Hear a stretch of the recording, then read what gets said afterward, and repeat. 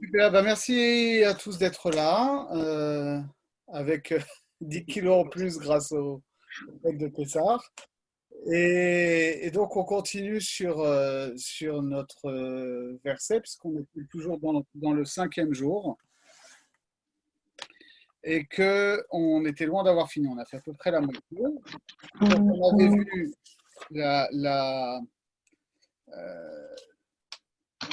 nature de ces méorodes, de ces luminaires, et de leur rapport au temps. Et maintenant, on va rentrer un peu plus à comment ils scandent ce temps. Et vous allez voir que c'est pas uniquement quantitatif, mais c'est aussi qualitatif. Et d'ailleurs, ça apparaît dans le premier verset où on est dit Vehayu leotot ul moadim ul yamim veshanim, et qu'ils aient fonction de. Ibn Ezra, il dit bien ça. Il dit, à un moment, je vous fais rapidement, il dit dans son commentaire, Veomer qui lamed les otot nosaf lo amarkloum. Celui qui dit que le lamed dans les otot, il est superflu, d'accord, il est rajouté sans raison, il raconte n'importe quoi.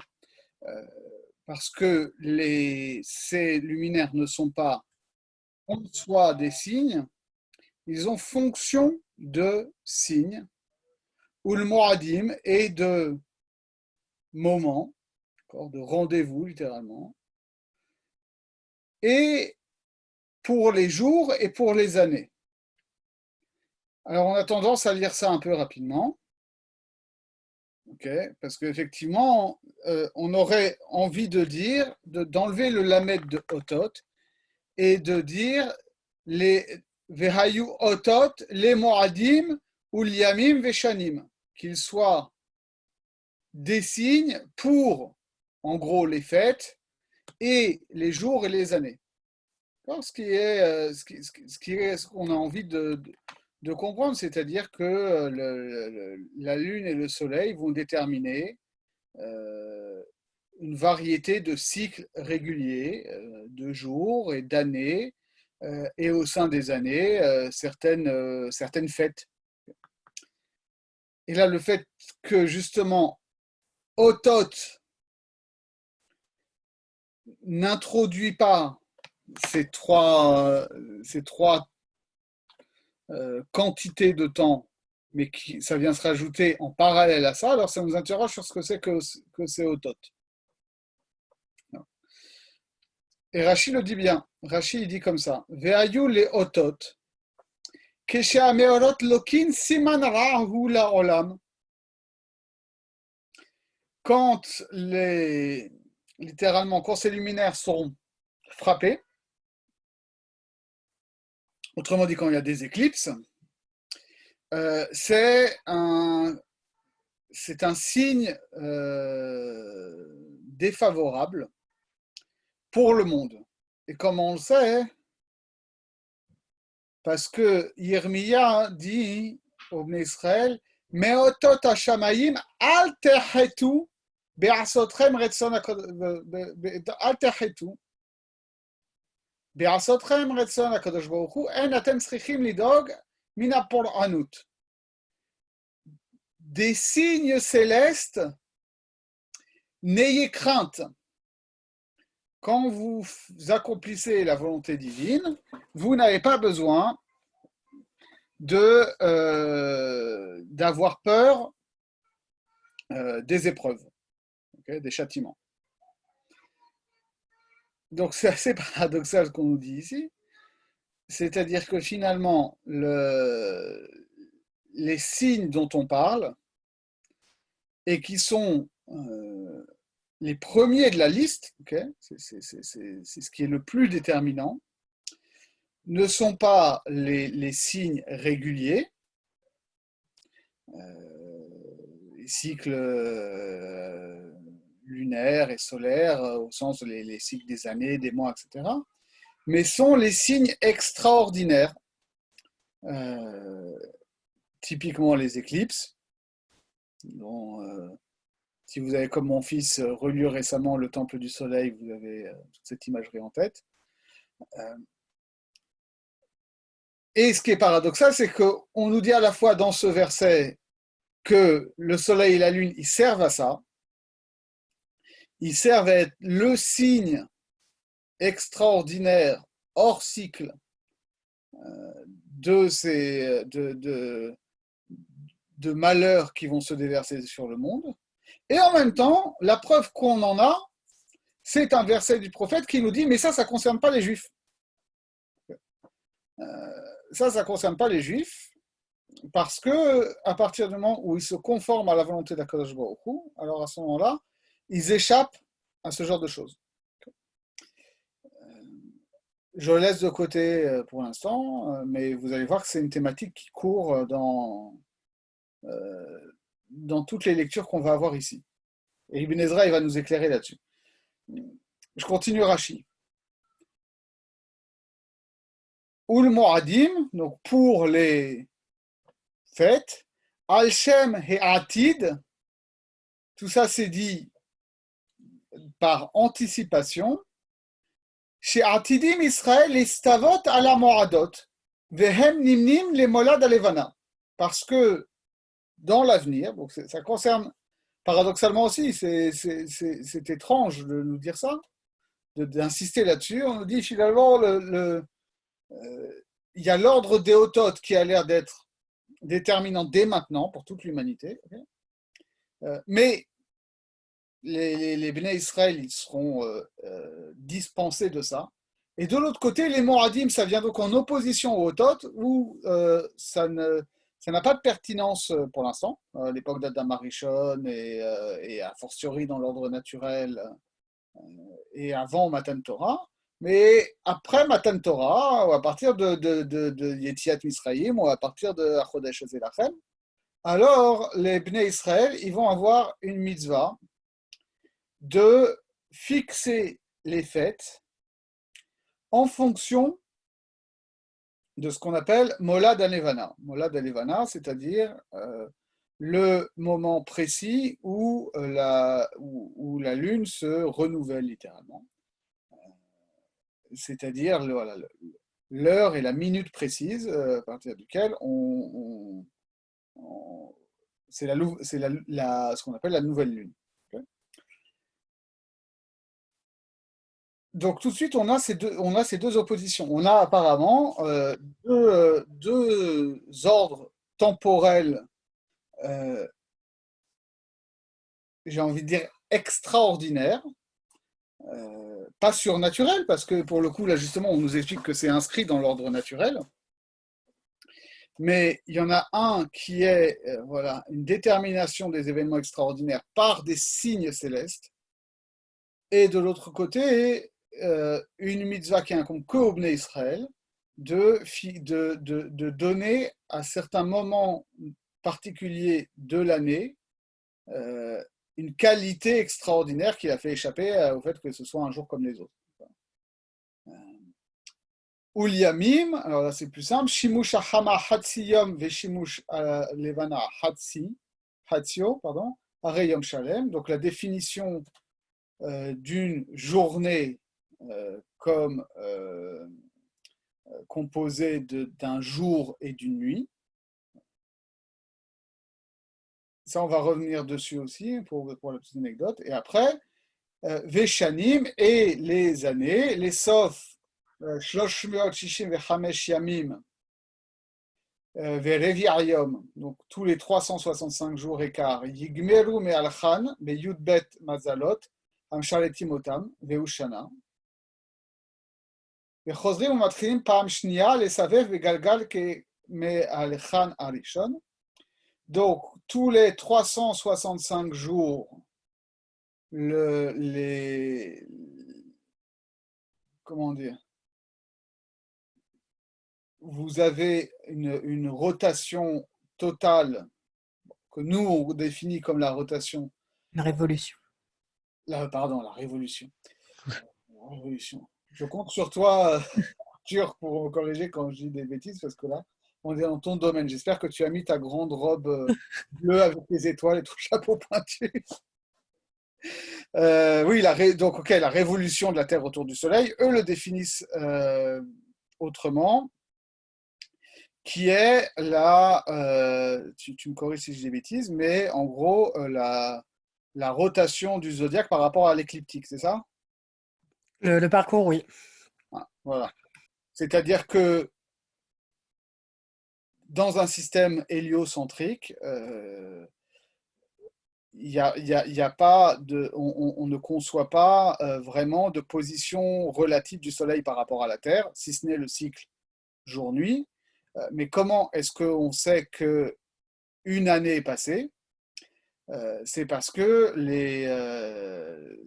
ce sont les étoiles fixes qui en réalité semblent opérer une rotation par rapport à l'horizon, pour le dire rapidement. Et donc, quand ce cycle-là est fini, voilà, on commence un nouveau cycle, une nouvelle rotation.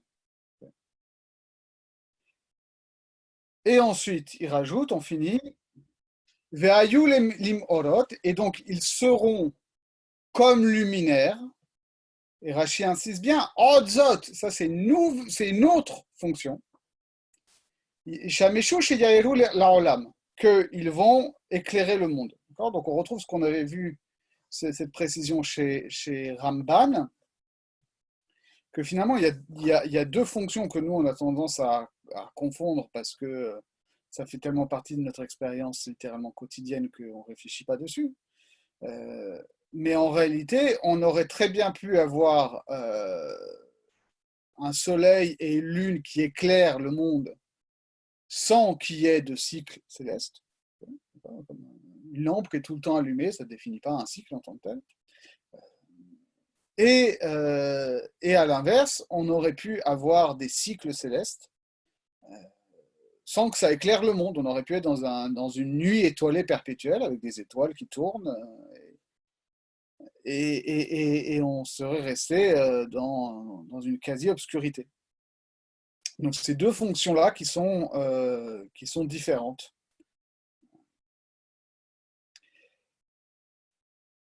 Et ensuite, je regarde si...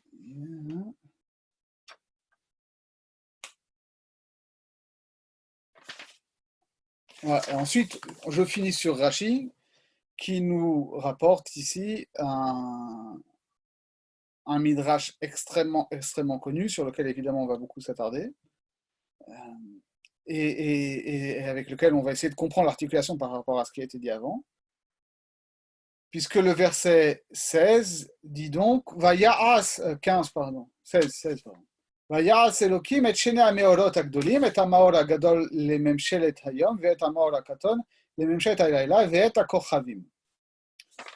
Et donc, Dieu fabriqua les deux grands luminaires, le grand luminaire pour gouverner le jour et le petit luminaire pour gouverner la nuit, ainsi que les étoiles.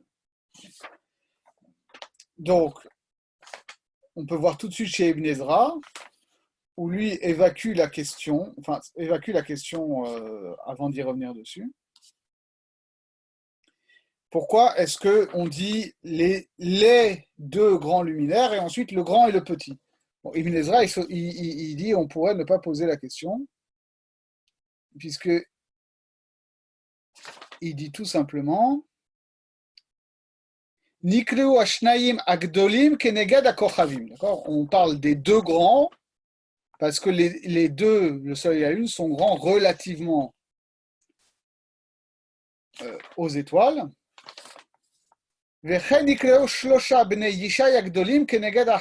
la même manière que dans Sefer Shmuel, on parle des trois grands fils de Yishai par rapport à ceux qui viennent après. Ça ne veut pas dire que c'est des triplés, d'accord? Il y en a un ils sont tous d'âge différents, mais il y a quand même les trois plus grands, on les appelle les trois grands. Là aussi, les deux plus grands, on les appelle les deux grands. Okay. Velia vaya a Bechor gadol mikulam velo ze gadol mise. Alors que donc chez Yisha, il y avait bien un aîné qui était Liav,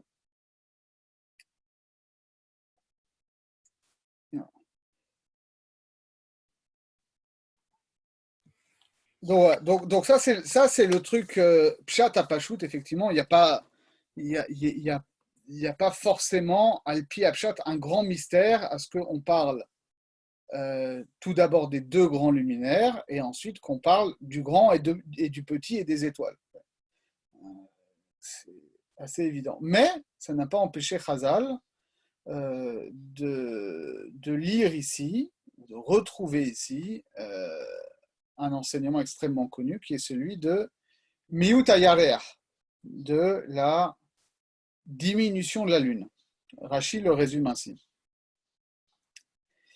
Chez Shavim Nivraou, la lune et les étoiles ont été créés égaux. Venit Ma'eta, non, la lune et le soleil ont été créés égaux, pardon. Venit Ma'eta Alevana al Shekitrega. Et ensuite, la lune a été diminuée parce qu'elle a porté une accusation. Ve'amra, et elle a dit deux rois ne peuvent pas user de la même couronne. Autrement dit, la lune et le soleil étaient égaux. Et la lune a dit, mais attends, c'est pas possible qu'on soit deux à faire le même boulot, en gros. Et surtout vu que le soleil règne sur le monde, alors il ne convient pas qu'il y ait deux rois dans le firmament, pour le dire rapidement. Et donc, elle a été diminuée de ce fait-là. Et Rashi continue en disant Aliede shemiat et alevana, hirbat seviea lehipayes darata. Pourquoi est-ce qu'on rajoute les étoiles ici, juste après la lune? Parce que comme Dieu a diminué la lune, alors il a multiplié ses armées à la lune, c'est-à-dire les étoiles, afin de l'apaiser, de la consoler, etc. Donc on va pas fouiller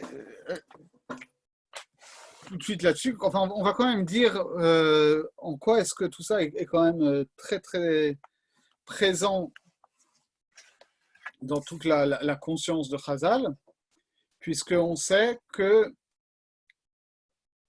la Gemara elle explique notamment que c'est pour ça qu'on apporte un sacrifice d'un bouc à Rosh Chodesh.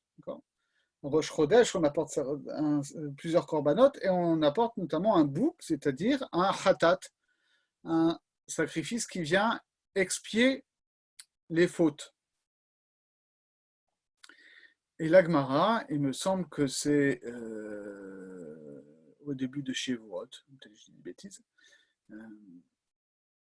peut-être marqué dans Toldot Aaron.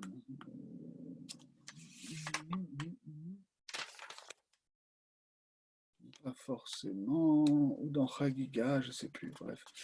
Que, en fait, ce korban, on ne l'apporte pas pour nos fautes à nous, on l'apporte pour en expiation pour Akadosh Baruch Hu, qui lui a diminué la lune.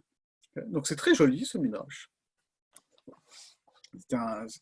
On peut le lire comme un midrash étiologique, c'est-à-dire qui vient expliquer pourquoi la lune est plus petite, moins lumineuse à la vue que le soleil. Et ça fonctionnerait très bien, c'est mignon, et on pourrait ne pas réfléchir plus que ça. Mais heureusement, pour pas qu'on se couche complètement idiot, on va avoir Ibn Ezra et Ramban qui vont chacun proposer une lecture à ce niveau-là. Mais donc, je résume un petit peu les éléments que Rashi met en place à partir de Chazal pour comprendre ce qui nous est dit ici, qui est que donc il y a deux fonctions distinctes de ces luminaires. c'est d'une part d'éclairer la terre, okay, ça on a pas mal bossé dessus avec Ramban la dernière fois, avant les fêtes, et d'autre part de scander le temps, et de le scander selon deux modes. Un mode régulier, qui est le cycle des jours et le cycle des années. On remarquera d'ailleurs que le cycle des mois n'est pas indiqué. En tout cas, pas au même rang que les jours et les années. Et ça, c'est donc les cycles réguliers. Et par ailleurs, donc on va dire c'est le temps quantitatif. Et par ailleurs, il y a un temps qualitatif qui est vécu différemment par les non-juifs et par les juifs, et qui d'ailleurs n'opère pas au même moment dans l'histoire du monde. Il y a donc une détermination par événement extraordinaire type éclipse, auquel sont soumis exclusivement les non-juifs, d'après ce texte. Et de l'autre côté, le rythme des fêtes et le rythme des mois est lié au rythme des fêtes. C'est-à-dire les mois servent aux fêtes, et ça ne concerne que Israël. Okay, donc c'est deux rapports qualitatifs différents au temps, alors qu'au niveau du quantitatif, on est évidemment sur le même temps. Et à cela s'ajoute, aussi bien au niveau de la lumière que donc aussi s'ajoute cette histoire que de l'inégalité qui n'est pas première, qui est instaurée par la protestation de la Lune. Donc aussi bien au niveau de la lumière, et donc finalement de cette inégalité lumineuse entre le jour et la nuit, que finalement aussi en termes du temps pas quantitatif, mais qualitatif, puisque le fait même que la Lune, parce que comprenons bien, c'est quoi la différence entre le Soleil et la Lune à ce niveau-là? Il y a d'abord une question de taille réelle, c'est vrai. La Lune est évidemment en soi beaucoup plus petite que le Soleil, mais elle ne nous apparaît pas à nous plus petite que le Soleil. D'un point de vue phénoménologique, la différence entre la Lune et le Soleil, c'est d'une part que sa lumière est moindre, et d'autre part qu'elle varie en fonction du cycle lunaire, alors que la lumière du Soleil est toujours entière. Or, c'est justement cette variation du disque lunaire en fonction du temps qui va déterminer le molad, donc qui va déterminer les fêtes. Donc, ce qui veut bien dire que et vous voyez, on revient sur le lien entre Otot et Moradim, d'accord? Parce que qu'est-ce que finalement le cycle lunaire, d'accord, avec le disque lunaire qui disparaît, si ce n'est qu'une forme d'éclipse.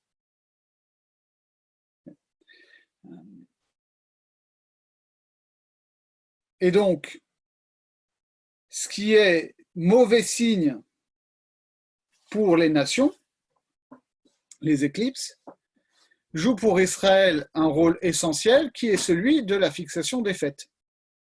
Donc ce défaut de la Lune, qui lui est imposé alors que finalement elle n'a fait que émettre une remarque de bon sens, devient un signe positif pour les Bnei Israël et même constitutif de leur rapport qualitatif au temps. Donc ça, c'est un peu les chevaux qu'il faut essayer de démêler, c'est la problématique, j'ai envie de dire. Et Ibn Ezra et Ramban, ils vont nous éclairer tous les deux à leur façon. Alors, vous n'êtes pas sans savoir que Ibn Ezra a une grille de lecture foncièrement astrologique de, si ce n'est toute la Torah, en tout cas beaucoup de choses dans la Torah. Et donc, vous imaginez bien que ça va servir ici. Je vous donne quand même l'anecdote que je voulais donner sur cette histoire parce que Rachid dit un truc un peu bizarre sur les jours. Il dit, donc le soleil opère la moitié du jour et la lune opère l'autre moitié du jour, et c'est ça qui fait un cycle d'un jour complet de 24 heures. Alors ça, évidemment, c'est vrai à l'équinoxe, où les jours et les nuits font la même longueur. Et c'est vrai en moyenne. C'est-à-dire, si vous prenez toute l'année, les jours font 24 heures et quelques, et ils font tous, et vous divisez le nombre d'heures qu'il y a sur un cycle solaire total, ça vous donne la durée moyenne d'un jour. Et sur cette durée moyenne, effectivement, le soleil et la lune représentent chacun la moitié de la durée. Mais ce qu'il faut savoir, vous avez peut-être remarqué, ça je l'ai appris dans Azmanim Be'alacha, un livre de Halacha de référence sur l'histoire du temps. Vous avez peut-être remarqué que on va bientôt y arriver là, dans 2 mois. On sait que le jour le plus long de l'année, c'est le 20 ou le 21 juin, le solstice d'été.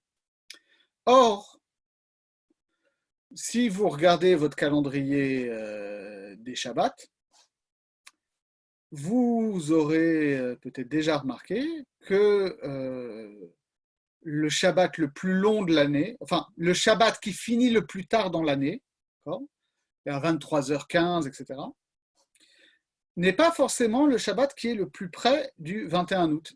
Ça peut être, du 21 juin, pardon. Ça peut être le Shabbat d'avant ou le Shabbat d'après. Alors comment ça se fait? Parce que en réalité, tous les jours de l'année n'ont pas une durée égale. Il y a certains cycles qui sont plus longs que d'autres. Et alors tout ça, je vais essayer de vous faire une démonstration. Attendez, je vais chercher un truc.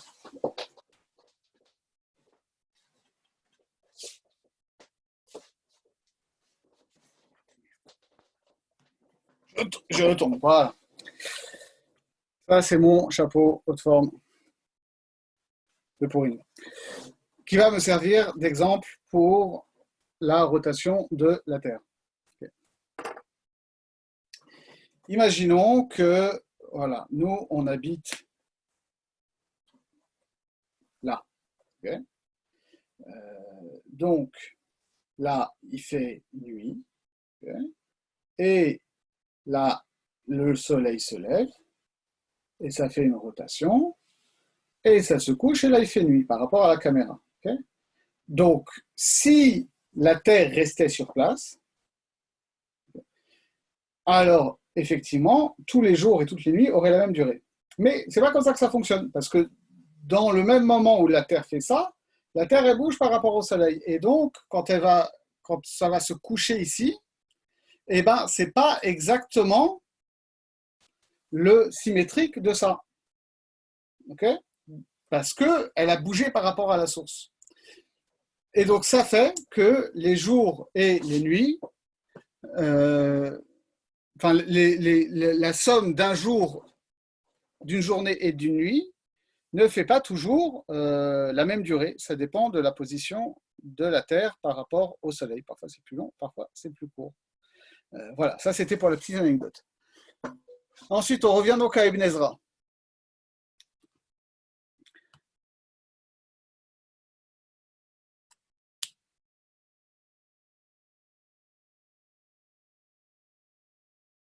Alors, ce qui est très curieux, c'est que lui, justement, pour Otot, il ne dit pas des signes type les éclipses, etc. Il va parler de regaim, c'est-à-dire littéralement d'instant. Vela moradim, il ne parle pas des fêtes. Il dit charot, les heures. D'accord? Donc lui, il rétablit. Et d'ailleurs, c'est très étrange. Très étrange. Il dit voilà, je ne sais pas comment chez lui ça fonctionne, pour l'instant, mais il a l'air de dire que la Lune et le Soleil déterminent non seulement des cycles quotidiens, mensuels et annuels, mais ça détermine les minutes et les heures. Je vois pas, a priori, je vois pas comment. C'est purement conventionnel. Dire que telle durée de temps, c'est une minute et telle durée de temps, c'est une heure. D'accord? J'ai peut-être une idée. Oui, moi aussi j'ai une idée, mais laisse le suspense. Et d'ailleurs, il rebondit là-dessus. Veillitachen, et d'ailleurs c'est possible, liyot les otot al kidrot alevana ve hashemesh. Il est possible que quand on parle des signes, on parle des éclipses du soleil, de la lune et du soleil. Vediluk demut à kochavim, et littéralement le saut, en fait la succession des configurations astrales, c'est-à-dire des constellations. Et en fait, c'est ça les otot. Qui a kochavim sibat demut anirim, parce que ces constellations sont la cause. Donc, tu vois, Arthur, on pourra avoir cette discussion-là de est-ce qu'on est dans un déterminisme astrologique ou est-ce qu'on est dans une sémiologie astrologique. Est-ce que les astres sont réellement, dans cette perspective-là, la cause de ce qui se passe sur Terre ou est-ce qu'ils sont des repères d'un fonctionnement qui n'est pas forcément causal. Qui sont signifiants. Voilà, Oui. c'est des signes, c'est de la sémiotique, quoi. Ils rendent visible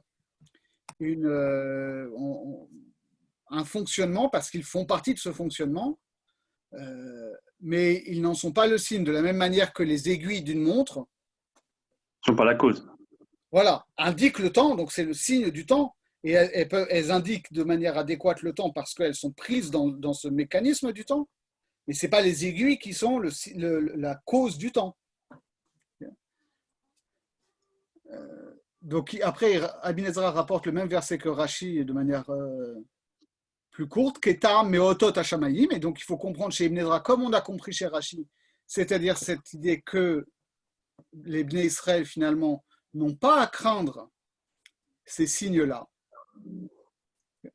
Donc, maintenant qu'il a introduit ça, vous savez, on a vu ça déjà chez Ibn Ezra, qu'il est très fort pour donner deux explications qui ne fonctionnent pas du tout ensemble, et de ne pas nous dire comment il articule les deux et laquelle il choisit.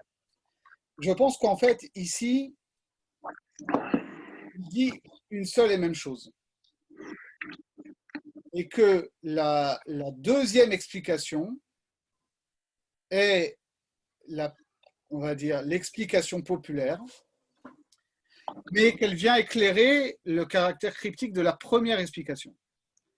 C'est-à-dire que quand il nous dit, parce que prenons par la fin, d'accord, la marche du cycle des constellations est quelque chose de régulier. Comme l'a dit Rashi, finalement, c'est ça qui détermine le cycle annuel. Et donc, il nous dit, si on remonte maintenant la chaîne, il nous dit que les éclipses aussi, finalement, font partie de ce cycle naturel. Ça nous paraît extraordinaire et donc un signe de mauvaise fortune parce que c'est rare et que les peuples primitifs ne savent pas les expliquer et ne savent pas les calculer. Mais en réalité, on sait très bien qu'en astronomie, on peut calculer les éclipses à des centaines et des milliers d'années de distance. Il n'y a absolument aucun problème, c'est juste des équations mathématiques. Et maintenant, si on remonte encore, on peut comprendre que les minutes et les heures qui ont été identifiées au Otot et Moadim sont et ne sont pas ce que nous on entend comme minutes et comme heures. Parce que nous on est justement dans une perception du temps qui est purement quantitative. Okay. Et donc, on a l'impression que si le jour est divisé en 12 heures, c'est par convention. C'est-à-dire qu'on l'a divisé en 12 heures parce que comme ça, parce que 12 c'est divisible par 2, par 3, par 4, par 6. Et donc on peut parler de demi-journée, de tiers de journée, de quart de journée, de sixième de journée. Okay, c'est purement arithmétique, mais c'est arbitraire. Or, en réalité, ce cycle de 12 heures est lui aussi lié au cycle des constellations. Arthur, tu me dis si je dis des bêtises. Avant, j'aurais dit plus grosse comme moi, mais comme j'ai pris du poids pendant Pessah, je vais dire juste grosse comme moi. Non, mais c'était mon idée aussi, donc. Mais en fait, de la même manière que l'année est marquée, est marquée par cette rotation du plan des étoiles fixes par rapport à l'écliptique, de la même manière, le Soleil passe dans les constellations sur 12 heures, c'est ça? En passant en gros 1 heure dans chaque. Alors ça, enfin, c'est pas forcément, mais c'est le système mésopotamien d'assigner une divinité pour chaque, enfin donc une planète pour chaque composante du temps. Donc les heures, les minutes, les secondes vont se retrouver aussi liées au cycle des planètes. Mais c'est pas forcément lié astrologiquement. C'est un système plutôt calendaire. D'accord, ok. Mais il me semblait qu'il y avait un truc comme ça où ça. Bon, bref. Mais en tout cas, oui, on est dans ce système-là où s'il y a 12 heures dans la journée, c'est parce que ça correspond aux 12 constellations et qu'ensuite on a pris, on a pris des heures de 60 minutes parce que c'est 5 fois, 12, etc. Donc ça se retrouve ici. Et donc ce que nous dit Ibn Ezra, pour le résumer rapidement, c'est que il y a bien une structuration astrologique du temps, mais qu'il y a deux façons de le voir. Qu'il y a une façon qui est... Enfin, il y a peut-être trois façons. Pour l'instant, il en aborde deux. Avec cette clé de la citation de Yermia, qui est de le voir comme quelque chose d'arbitraire et d'irrégulier et de non maîtrisable, en mettant l'accent sur les éclipses, etc. Et il y a une façon de le concevoir comme calculable, comme non disjoint du temps régulier. Et donc, si c'est calculable, c'est maîtrisable. Alors ensuite, il élabore plus encore quelque chose qui est très classique chez nous, mais qu'on va retrouver dans le Midrash, qui est que ce déterminisme, justement, n'est subi que si on le conçoit comme suprême. C'est quelque chose qu'il développe notamment dans son commentaire sur Eye Asher Eye, je crois, en Exode 3, non, ou sur le verset d'après, Exode 3.15, il le développe là-bas, et il le développe surtout au début de Parashat Vaera, sur les noms Shaddai et Yudke Vavke, et où il explique que justement, on retrouve cette différence entre une astrologie déterministe et une astrologie de signification. Il dit, il y a 3 ordres de réalité. Il y a notre monde physique, il y a les sphères célestes et il y a le monde divin. Quelqu'un qui ignore l'existence du monde divin pense que les sphères célestes déterminent le monde sublunaire et que donc on est à la fois dans quelque chose de mécanique et d'insérer ça parce qu'on ne comprend pas pourquoi c'est agencé comme ça et pas autrement. Alors que celui qui sait que Dieu a créé le monde comprend que cette horlogerie céleste a été mise en place par Dieu, qui est le même Dieu qui nous donne la Torah et qui va opérer le miracle de la sortie d'Égypte. Et donc, ce n'est pas que ça oppose forcément ces 2 ordres-là, mais seulement ça les hiérarchise. C'est-à-dire qu'on comprend qu'on n'a pas à subir le déterminisme astrologique comme une causalité inévitable et incompréhensible, puisque finalement nous avons accès à une compréhension de qui a créé ce mécanisme-là, qui est en harmonie avec aussi l'architecture de la Torah, et que donc il est possible à travers la Torah d'être libre du déterminisme astrologique, pas parce qu'on y échappe forcément, mais parce qu'on peut le maîtriser. Là, c'est pas vraiment une liberté, c'est plus une acceptation. Oui et non, parce que justement, si on sait que c'est pas un déterminisme, mais qu'on sait que c'est des repères, alors ça veut dire que ça ne contraint pas nécessairement notre action. Alors ça donne quand même une plus grande marge de liberté à l'intérieur. De la même manière que si je sais que... Oui, mais... Oui. Non, juste... Je vois pas en quoi...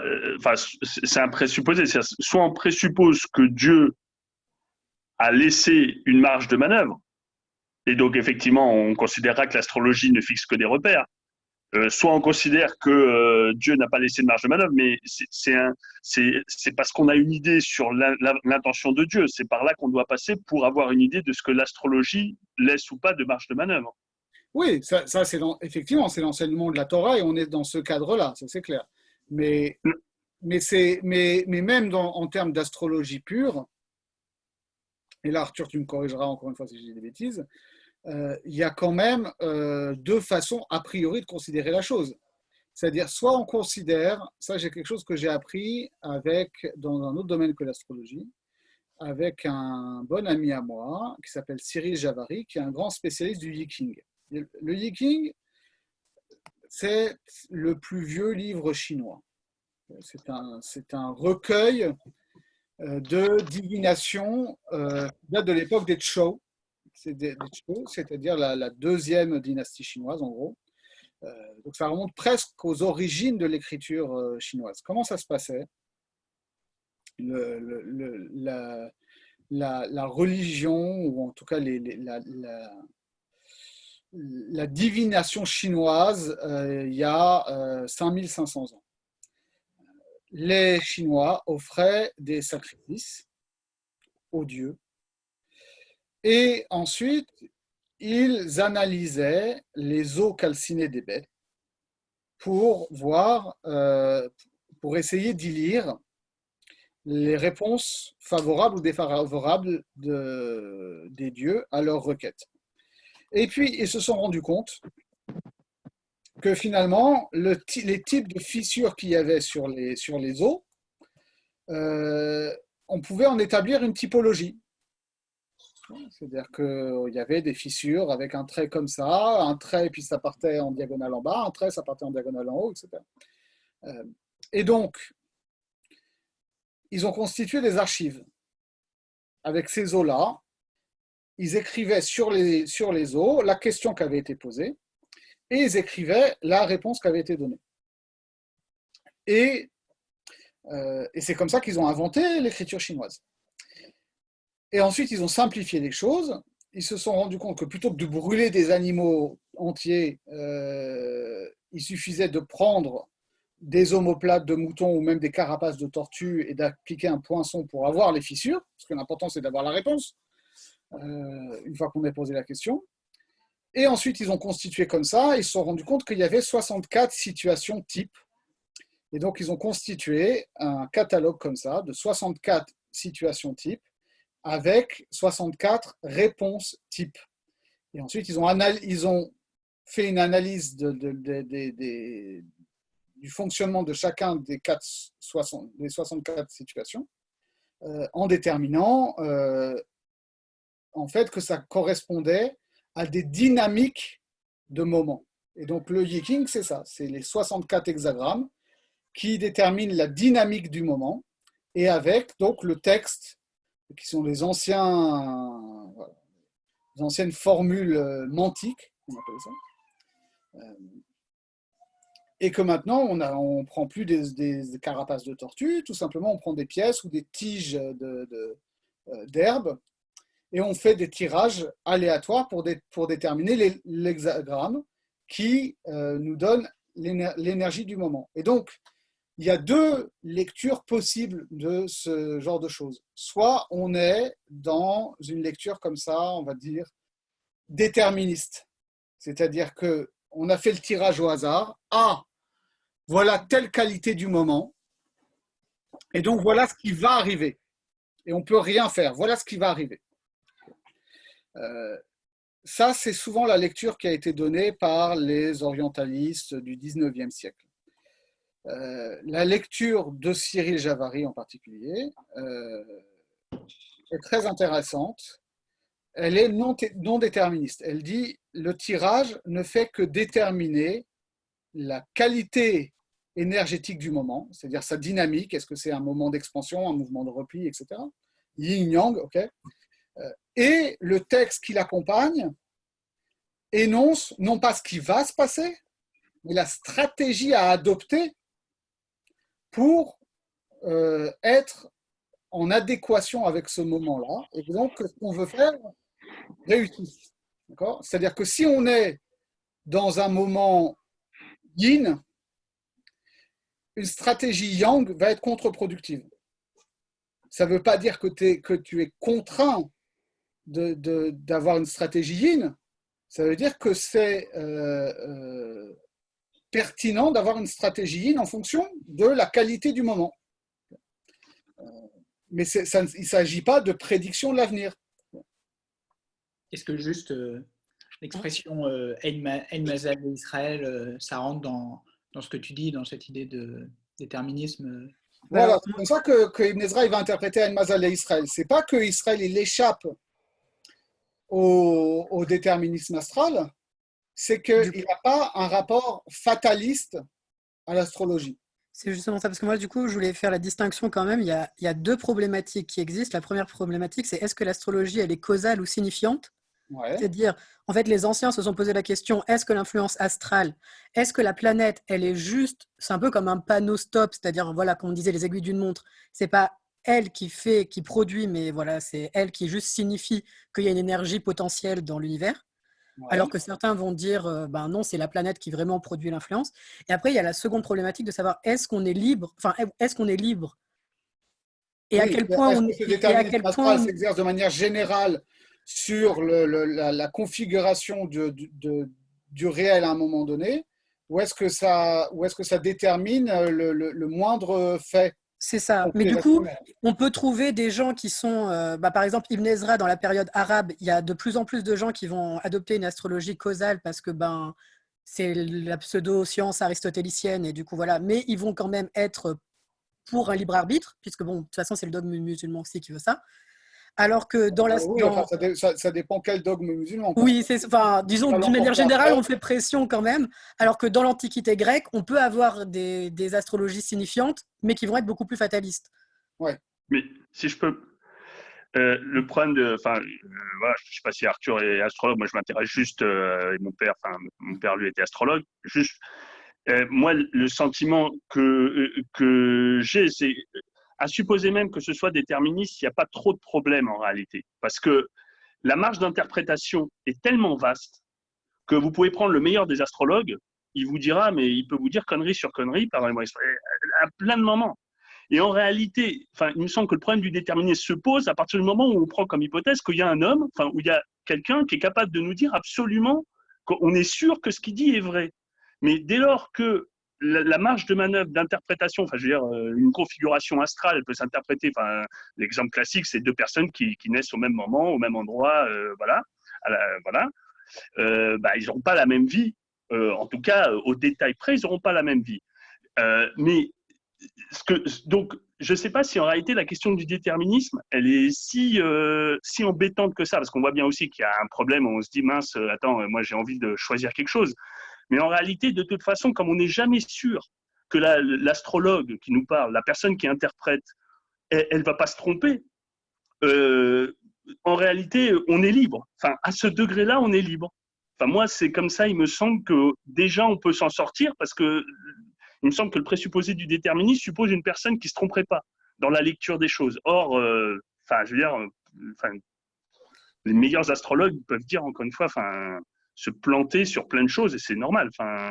Oui, alors, effectivement, vas-y Arthur, vas-y. J'allais dire, disons, l'astrologie, c'est un mauvais exemple parce qu'on a quand même eu une énorme perte de connaissances entre l'Antiquité, le Moyen-Âge, la Renaissance et notre époque moderne. Donc, par exemple, l'astrologie qu'on trouve aujourd'hui dans notre société, elle n'a plus rien, mais vraiment plus rien à voir avec ce que faisait Ibn Ezra, parce que encore dans la période arabe, c'est assez bien conservé, mais alors ça n'a encore même rien à voir avec la période grecque. Et là, je parle plus en tant qu'historien parce que j'y étais pas, mais autant un astrologue moderne, en effet, il s'en fout qu'ils vous disent une connerie ou pas parce que voilà, vous avez payé 60 € ou plus à la fin de la séance. Si vous êtes un astrologue sous le temps de David, de Saül, de Tibère ou autre, si vous vous plantez, vous vous faites couper la tête. Donc vous avez quand même plus de pression pour faire des bonnes prédictions.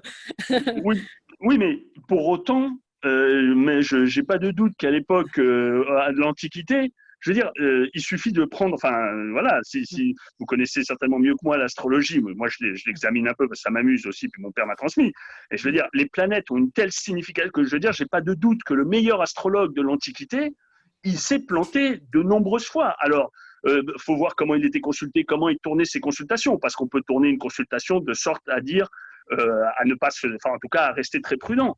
Mais c'est impossible de ne pas se tromper. C'est impossible parce que les significations sont. Je ne connais pas un astrologue qui pourrait prétendre qu'on peut ne pas se tromper. Là-dessus, deux remarques, si tu me permets, Arthur, et si vous me permettez, Jérôme.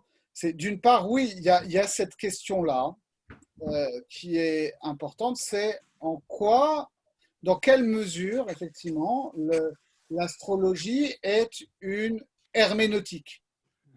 C'est-à-dire qu'on a, que ce soit causal ou signifiant finalement, on a un ensemble de signes, de phénomènes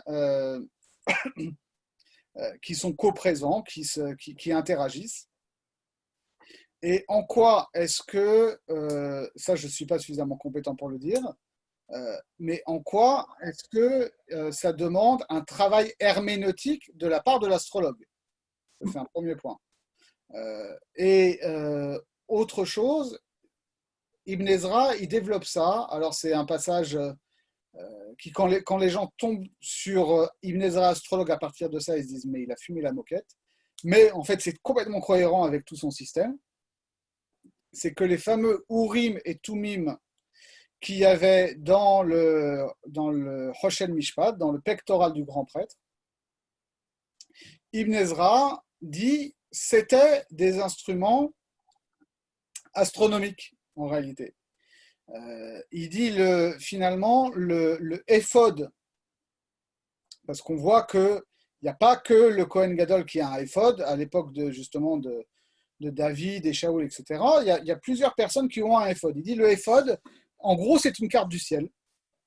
Et le Urim et Tumim, c'est une sorte d'astrolabe ou de sextant, c'est-à-dire c'est un appareil, c'est un mécanisme en métal qui permet de faire des calculs astrologiques. Et Ibn Ezra dit que c'est ça qui faisait la qualité du Kohen Gadol, c'était que justement, lui, contrairement à certains astrologues de pacotille, non seulement il était bien formé, mais il était bien équipé.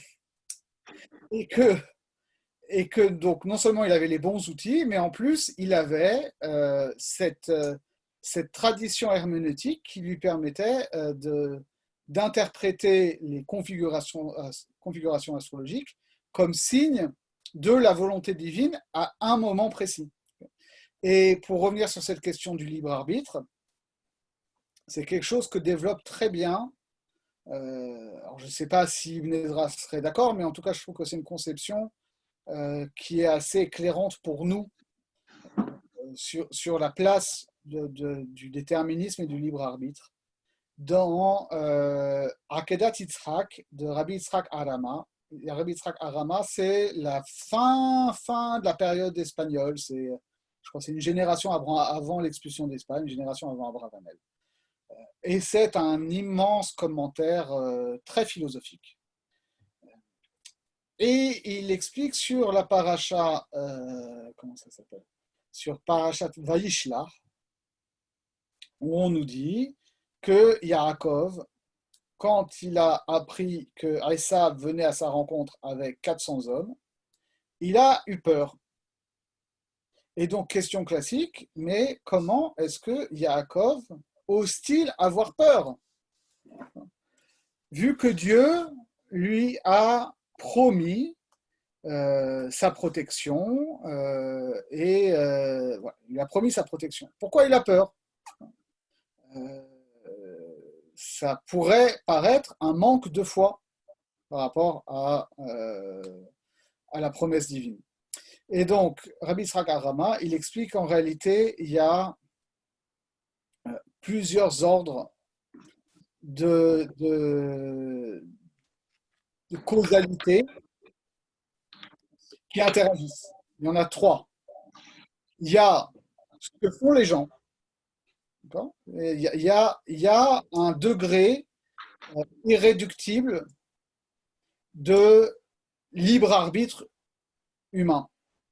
Et l'exemple classique qui est donné, c'est l'obligation qui est faite dans la Torah de construire un parapet sur son toit. Parce que si tu n'as pas construit un parapet sur ton toit et qu'il y a quelqu'un qui tombe de ton toit et qui meurt, alors tu seras considéré comme meurtrier par négligence.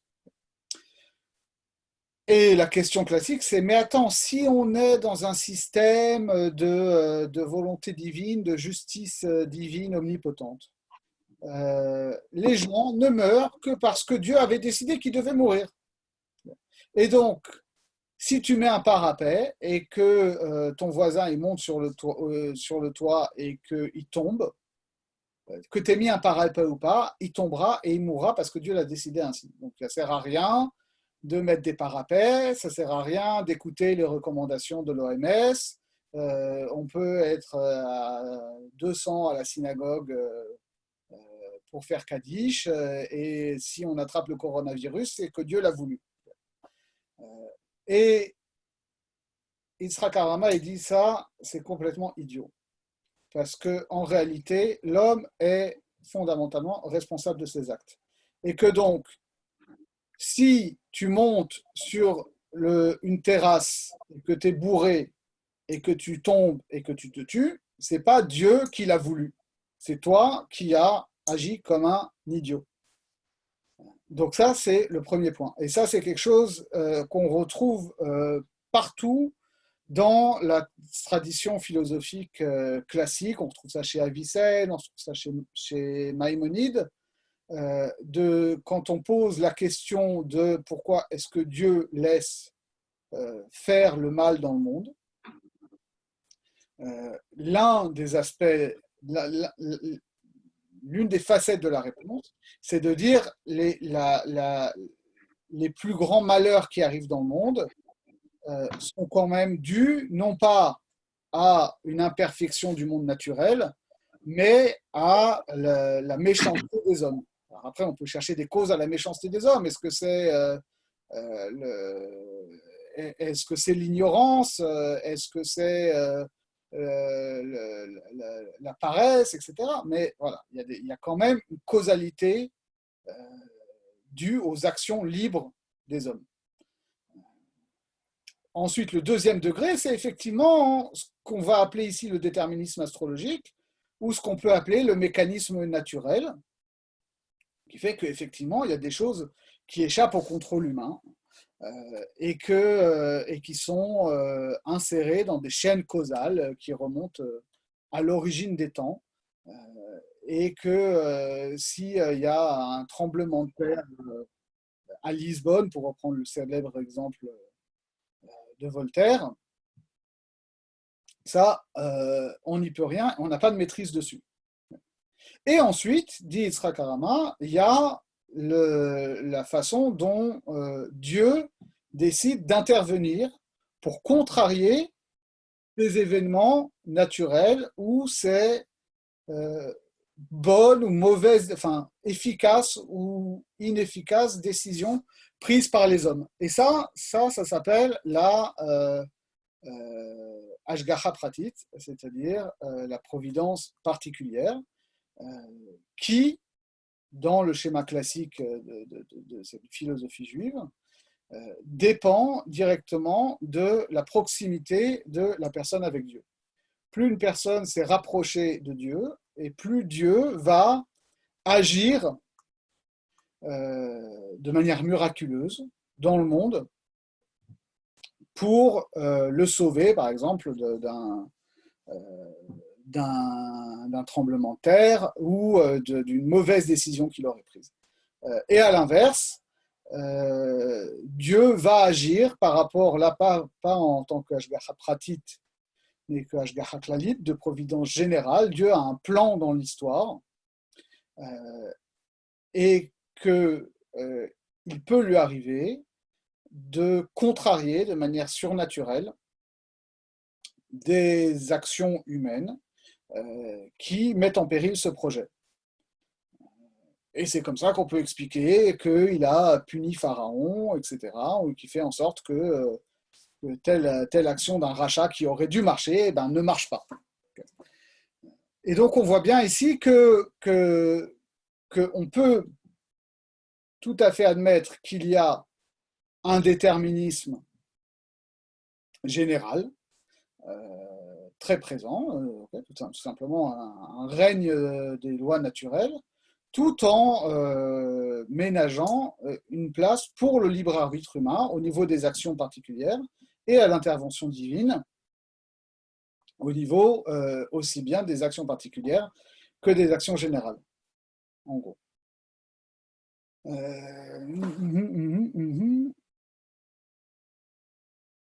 Donc voilà ce que je voulais dire un petit peu sur ce déterminisme. Vous, Arthur ou Jérôme ou quelqu'un d'autre veut rajouter quelque chose ou c'est OK pour vous?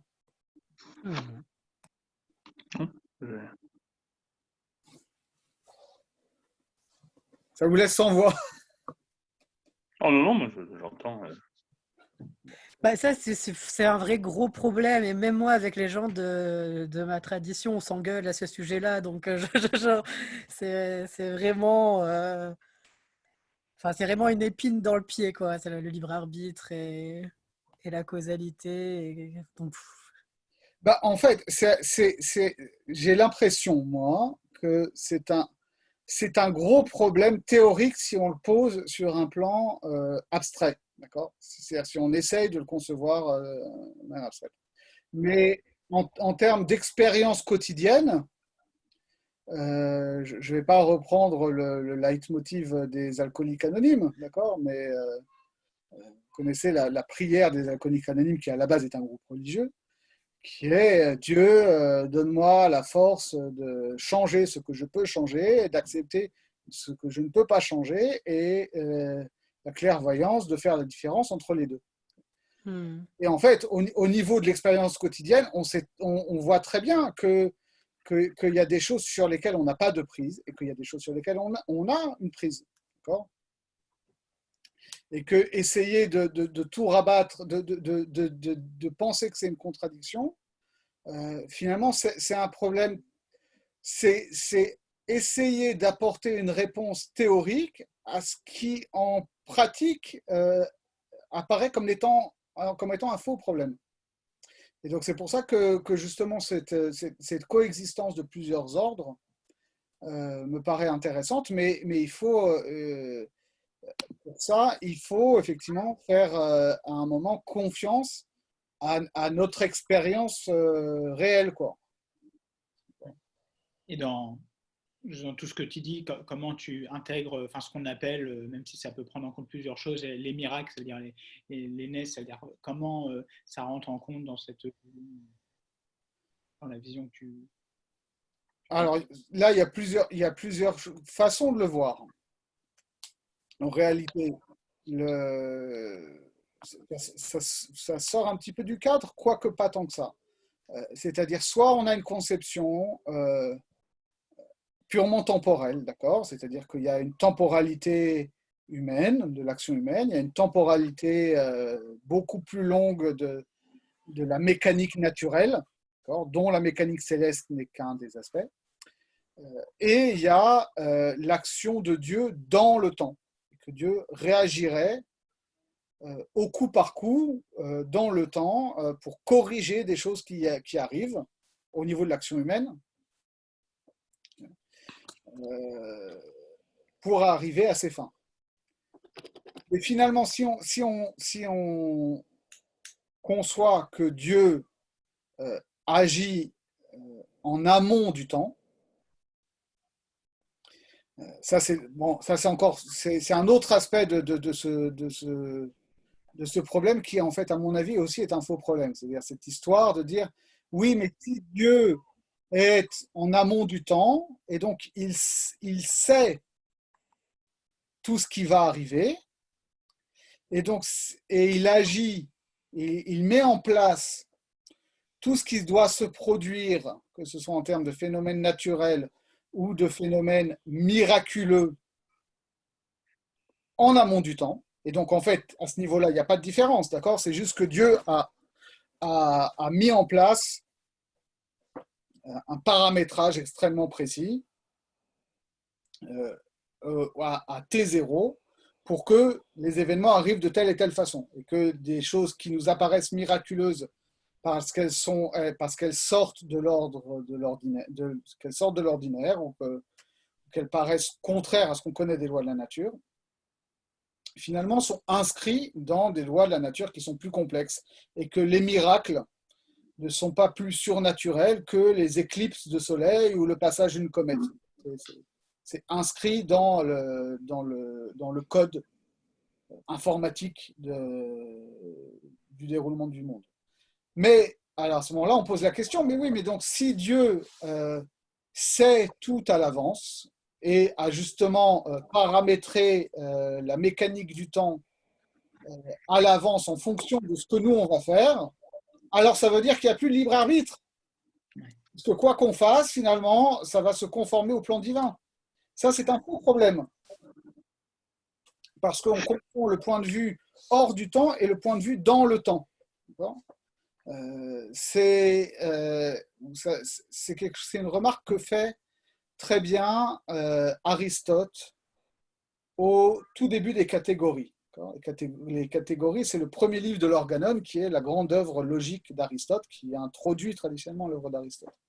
Et il pose, au début, c'est à la fois un traité logique, et qui dit logique, dit science du logos, c'est-à-dire science à la fois du raisonnement et du langage. Et donc, il pose des propositions qui sont à la fois des règles de logique, au sens où nous on l'entend, et des règles de grammaire. Et il dit là-bas que une proposition ne peut être dite vraie ou fausse que si elle concerne le passé ou le présent. C'est-à-dire, je peux dire, il est vrai que Napoléon a remporté la bataille d'Austerlitz. Je peux dire, aujourd'hui, il est vrai que nous sommes tous en confinement. Ça, c'est des propositions qui sont vraies ou fausses. Mais je ne peux pas dire, il est vrai que le 11 mai, on va reprendre le boulot. De la manière que je ne peux pas dire, il est faux qu'on va reprendre le boulot le 11 mai. Parce qu'en réalité, ça n'est pas encore arrivé, du point de vue du temps. Donc, c'est ni vrai ni faux. Et donc, nous, on vit dans cette logique-là. Mais Dieu étant hors du temps, il est à la fois avant le temps, et donc pour lui, tout est futur, il détermine tout, tous les événements futurs, mais il est aussi vrai, et il est même, et c'est plus simple à comprendre pour nous, de dire qu'il est en aval de tout le temps. C'est-à-dire que lui, il a déjà vu le film. Et pourquoi est-ce que Aristote fait cette remarque-là? Parce qu'il dit, si on pouvait dire que il est vrai que le 11 mai, on va retourner au boulot, alors, justement, on serait dans un déterminisme. Parce qu'une proposition future serait vraie dans le présent où moi je l'énonce. Mais ce problème-là du déterminisme, parce qu'une proposition future est vraie dès le présent, elle est valable que s'il y a une distinction entre passé, présent et futur. Si quelqu'un il est déjà, si pour lui tout le temps est déjà passé, alors ça ne s'appelle pas déterminisme. De la même manière que moi, quand je dis Napoléon a remporté la bataille d'Austerlitz, ça n'implique pas un déterminisme que Napoléon devait gagner la bataille d'Austerlitz. Pour moi, ça m'apparaît comme, comme une vérité irréfutable. Mais c'est parce que je suis dans le futur par rapport à lui. Donc, ce n'est pas forcément un problème irréfutable pour moi. Mais est-ce qu'au niveau de l'expérience, ça change quelque chose de dire Dieu, il est hors du temps? Non, ça ne change rien. Oui, mais donc ce que je veux dire, c'est qu'on n'a pas résolu le problème, l'angoisse liée au libre arbitre ou pas libre arbitre, l'angoisse humaine telle que l'homme la vit. Si, parce qu'on sait que nous, comment dire? Parce que le déterminisme, il se pose toujours. Personne prétend que c'est l'homme. Enfin, il est extérieur à l'homme, le déterminisme. Oui, ça, mais tel qu'on le conçoit, ça n'empêche pas. Il faut comprendre le libre arbitre qui est que juste nous, on doit, on est capable de choisir ce qu'on fait. Et que si je décide demain d'aller me jeter d'un pont, c'est ma décision libre et idiote. Et je n'ai pas été nécessairement déterminé par ça, sauf si effectivement ça relève d'une maladie psychiatrique. D'accord ? Je peux rebondir sur Aristote? Ouais, vas-y. Bon, Aristote, il renie les idées, il renie pas mal de visions mystiques de l'époque. Mais par contre, si on prend des néoplatoniciens, par exemple, ou des hermétistes, eux, leur notion de libre arbitre, justement, c'est de dire que par une certaine élévation de l'âme, l'homme arriverait à déclencher une sorte de super pouvoir, voilà, ce qu'on appelle l'éveil généralement, et il arriverait justement à ce que son esprit se mette au-dessus des astres, donc se relier à Dieu, et du coup, il arriverait à savoir tout ce qui va se passer. Justement, comme tu disais, en fait, l'humain arriverait à voir naturellement tout le film. Et du coup, en voyant tout le film, il aurait la capacité de savoir s'il veut suivre la pellicule ou s'il ne veut pas suivre la pellicule. Et du coup, bon, là, généralement, les philosophes disent, bah, si tu ne suis pas la pellicule, ben, tu t'opposes à Dieu, donc tu es un peu pour qui tu te prends, quoi. Tu es dans l'hubris. Alors que si tu suis la pellicule, bon, ben, c'est pour ça qu'on est un peu dans cette vision d'Ibn Ezra de on accepte. Enfin, c'est le plan de Dieu, on le connaît à l'avance, donc on n'a rien à craindre, donc on accepte. Oui, et on peut pousser ça jusqu'au spinozisme. Mais après, effectivement, on peut avoir une vision un peu plus.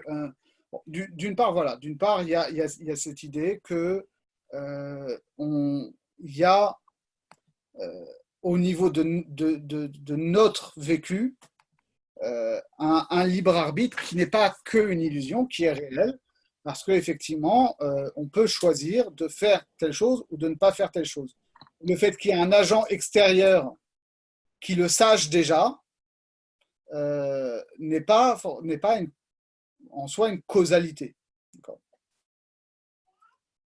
Et ce qu'on peut voir aussi, c'est que, et ça c'est quelque chose qui est plus général, qu'on verra justement et c'est plus général, mais c'est très très profond dans Bereshit, puisqu'en réalité c'est l'articulation entre le premier et le deuxième chapitre de la Genèse.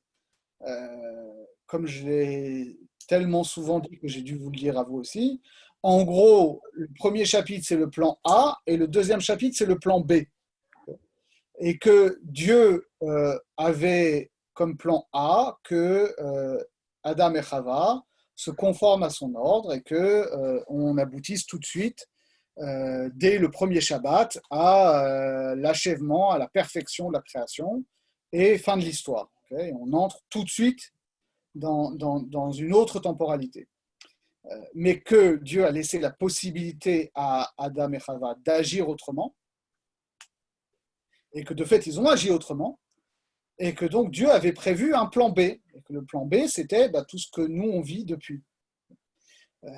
Et qu'en réalité, c'est pas que Dieu, il a vu toute la pellicule, c'est qu'il a vu toutes les pellicules possibles. Et que vous avez un point de départ, et que finalement, après, vous avez un arbre qui se démultiplie à l'infini, d'accord, avec des milliards d'embranchements, et qui, dans notre croyance du moins, se résolvent à l'autre extrémité de l'histoire, dans une fin prédéterminée par Dieu. Donc ça, là, on rentre dans une autre problématique, qui est qu'il y aurait un libre arbitre, au sens où il y aurait plusieurs et même une infinité de scénarios possibles, mais que, au final, la fin serait la même. Et donc, là, ce ne serait pas le problème de la réalité du libre arbitre, ce serait le problème de la valeur du libre arbitre. Si finalement, quoi que je fasse, à la fin de l'histoire, on a le même résultat. Donc, ce serait quelque peu infantilisant. Alors là-dessus, Maïmonide, il a une réponse qui est très célèbre, à propos de Pharaon, justement, qui est de dire Pharaon, il avait le choix. C'est vrai qu'il y avait un décret divin que les Égyptiens devaient réduire en esclavage et opprimer les Bnei Israël. Et que Pharaon, d'une certaine manière, n'a fait que se conformer à ce plan divin en faisant tout ce qu'il a fait. Alors pourquoi il est puni? Pourquoi il est puni? Parce que de toute façon, soit il n'avait pas le choix, il était obligé, c'était le plan divin, soit il avait le choix et s'est conformé à la volonté divine. Et ça, Maïmonide répond non, on a toujours le choix. Que Pharaon ne peut pas se prévaloir du plan divin de l'esclavage des Bnei Israël pour dire ah ben moi je vais faire le job. Parce qu'il y a quand même une réalité des valeurs morales. Et que ce n'est pas parce qu'il y a certaines actions mauvaises qui sont prévues par le plan divin qu'un individu en particulier peut se prévaloir de ça et dire « moi, je serai le bourreau ». Chaque individu, fût-il pharaon, peut dire « moi, je ne fais pas ce job ». Dieu se débrouillera pour trouver un autre agent pour faire le sale boulot. Mais moi, je ne fais pas le sale boulot. Et plus encore, imaginons que Pharaon ait connu la volonté divine et qu'il ait accepté de jouer ce rôle-là par pur amour divin, d'accord? Imaginons une conception comme ça, salaud pour l'amour de Dieu. alors à ce moment-là, il aurait au moins fallu qu'il le fasse avec modération et abnégation. Et le problème, c'est que lui en a rajouté sur les souffrances infligées au Bnei Israël par rapport à ce qui était prévu, et en plus, il y a pris plaisir. Et donc, là, effectivement, on rejoint tout cet éventail de conception du libre arbitre, qui peut être que, voilà, c'est pas parce que il y a certains rôles qui sont prévus dans le scénario que chaque personne est assignée à un rôle. Première vision. Deuxième vision, c'est pas parce qu'on est assigné à un rôle que on doit, comment dire, se complaire dans l'accomplissement de ce rôle si c'est un rôle, mauvais. Il y a, même si on est, alors là pour le coup c'est une conception vraiment spinoziste, ce qui est important c'est pas tant ce qu'on fait que la façon dont on va se positionner par rapport à ce qui est fait. Donc ça c'est une conception minimaliste effectivement du libre arbitre qui est le fait d'acquiescer ou non au réel. Juste, messieurs, on finit sur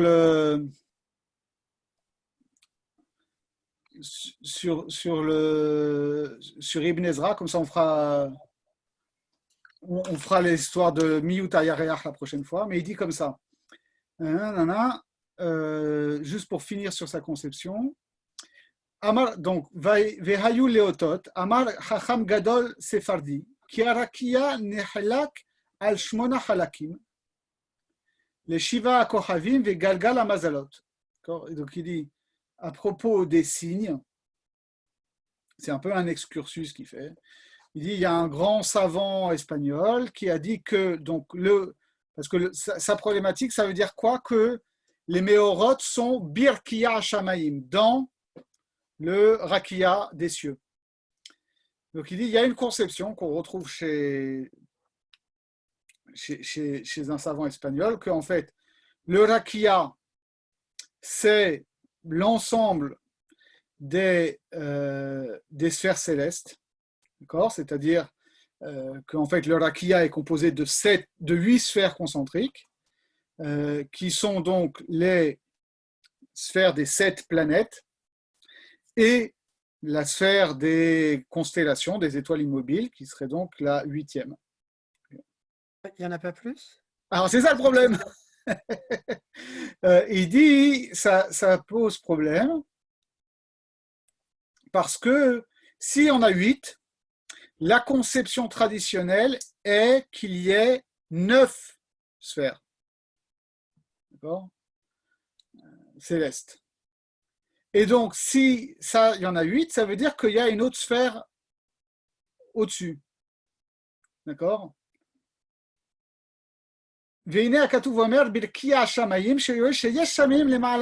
Or, non, justement, il dit d'une part, il y a un problème parce qu'il n'y en a que 8 et il en faudrait 9. Or, on sait dans son système que la sphère des étoiles fixes, c'est la dernière sphère physique. Et en plus, le texte il dit Birkia Shamaim, dans le Rakia des Shamaim.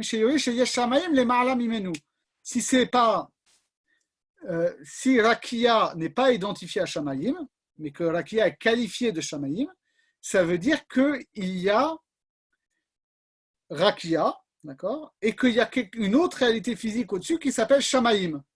Et de la même manière qu'on dit Shemé à Shamaim, donc on distingue différents niveaux de Shamaim, etc., etc. Donc, pour lui, ça veut dire qu'on ne peut pas dire que Rakia désigne l'ensemble des sphères célestes jusqu'à la dernière sphère qui est la sphère des étoiles fixes, parce que sinon il y aurait Shamim qui serait au-dessus de ça, et pour Ibn Ezra, Shamim, ça désigne aussi une réalité physique, or on ne voit pas ce que ce serait.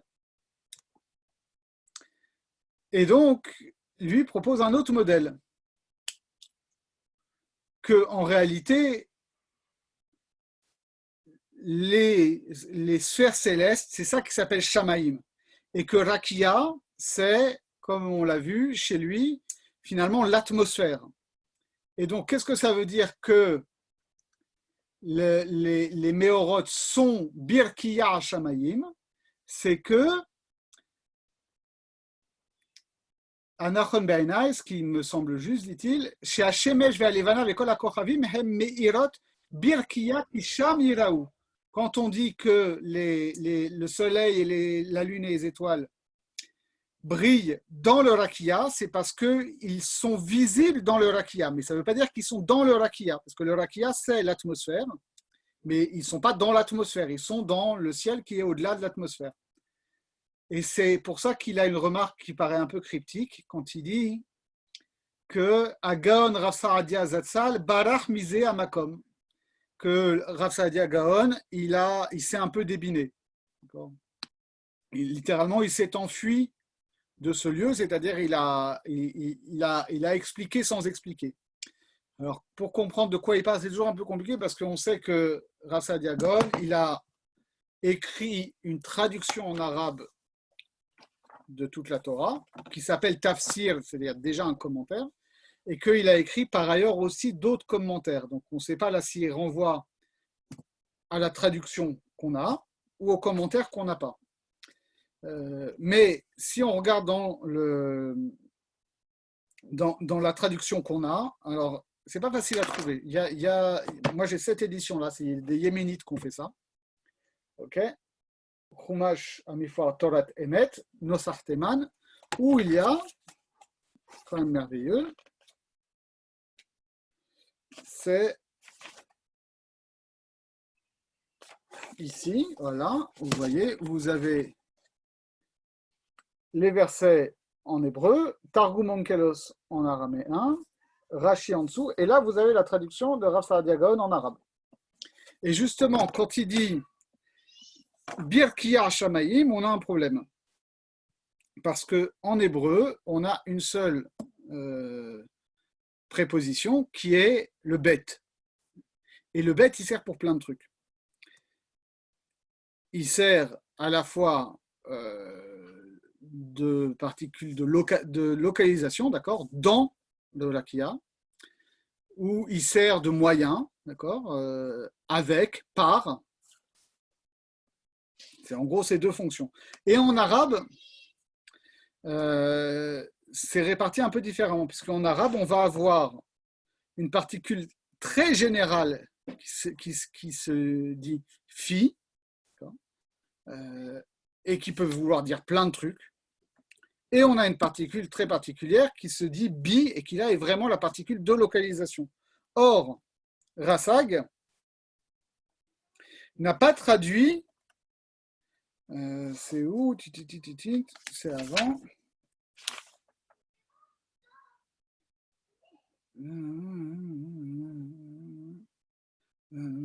C'est avant. Voilà, c'est là. Qui dit Fi Jalad al-Sama. D'accord? C'est-à-dire, il n'a pas traduit Bi Jalad al-Sama dans le rakia des Shamaïm. Il a traduit Fi, c'est-à-dire il a pris une particule très générale qui ne nous renseigne pas sur la problématique de Ibn Ezra, de savoir est-ce que le bet ici c'est une localisation spatiale ou est-ce que c'est une particule plus générale qui veut dire qu'on le voit à travers, par, etc. Voilà ce qu'il veut dire. Ok? Alors on va s'arrêter là. Merci beaucoup pour votre participation fidèle et de plus en plus nombreuse. Et Bezrat Hashem, la prochaine fois, on se concentre sur la deuxième partie du sujet, qui est donc cette histoire de Miyut Ayareach, de la diminution de la Lune, et qu'est-ce que ça veut dire, cette histoire-là, dans la perspective d'Ibn Ezra, donc dans une perspective astrologique, et dans la perspective de Ramban, c'est-à-dire dans une perspective kabbalistique, où cette notion-là joue un rôle absolument, absolument majeur. Voilà. Merci à tous, et donc j'espère qu'on se retrouve la semaine prochaine. Merci. Merci. Merci à vous. Merci. Bye. Voilà. Alors, j'appuie sur finir la réunion.